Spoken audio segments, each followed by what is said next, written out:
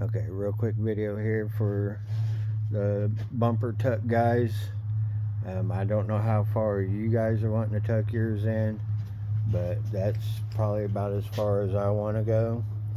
And with that being said, I mean that it can go back just a little bit more here, so that'd be like finger width, so about another eighth of an inch or so, and then I think it will look good. But you don't have to do a bunch of removing parts or anything. I just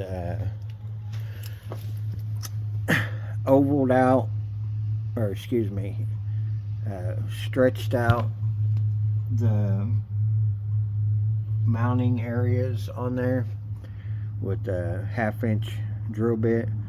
Basically drilled. I'll pull one of them off of there so I can show you real quick, but just drilled it with a 1/2 inch and then went back with a die grinder and a Sawzall and cut over to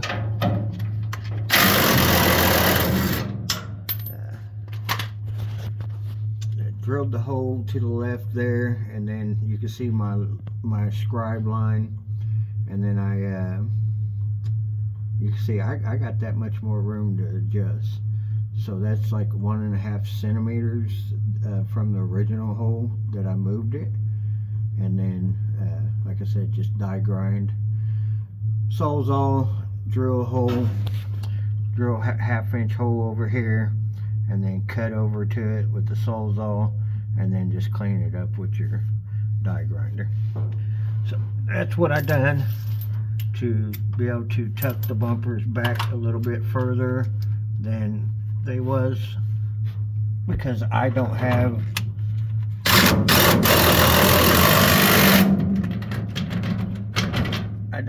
the plastic molding that goes in here, because you can't buy them. They're not repopping that.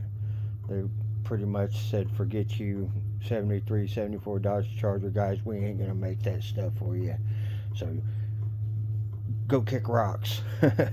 But anyways, without it in there, it does stand out there a little too far, but I was able to scoot it back enough, in my opinion. Maybe go back a little bit more.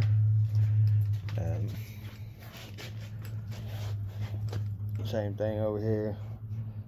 I got it probably about where I want it up here at the top, but the bottom needs to go in a little bit more, which is just a little bit of adjustment on that bracket.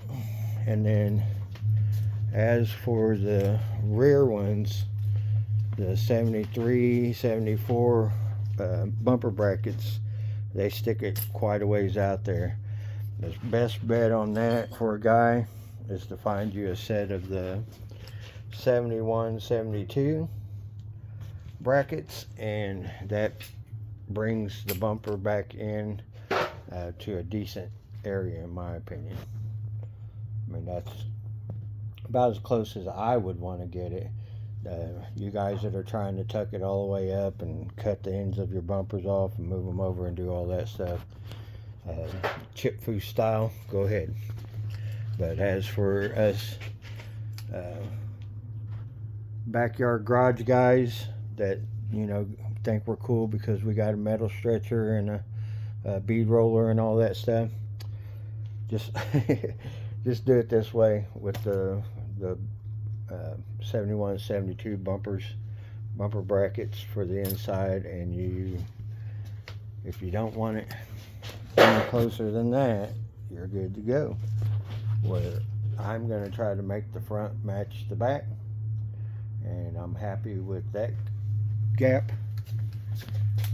And this one needs to come in a little bit more, but other than that, that's how you do it.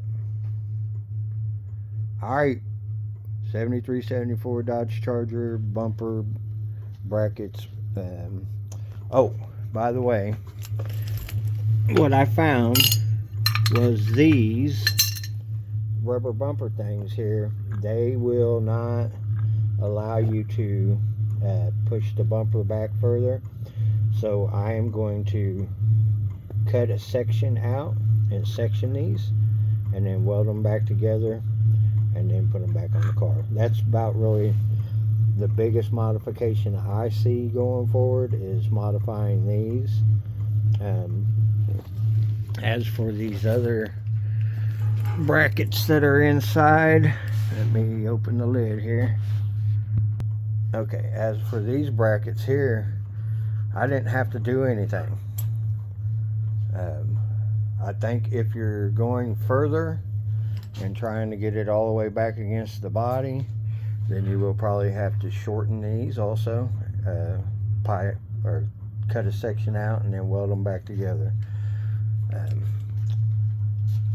That's where we're at, and that's what I figured I would break the internet and let you guys know that you could probably tuck your bumpers, and as long as you're not trying to go too far in and too crazy with it. Oh, and you get to leave your inner bracket right here, because it slides back far enough to get that adjustment out of it, but it probably wouldn't go any further. So back to that, if you guys are trying to push it all the way back against the fender, then you're going to have to either modify this one or remove it.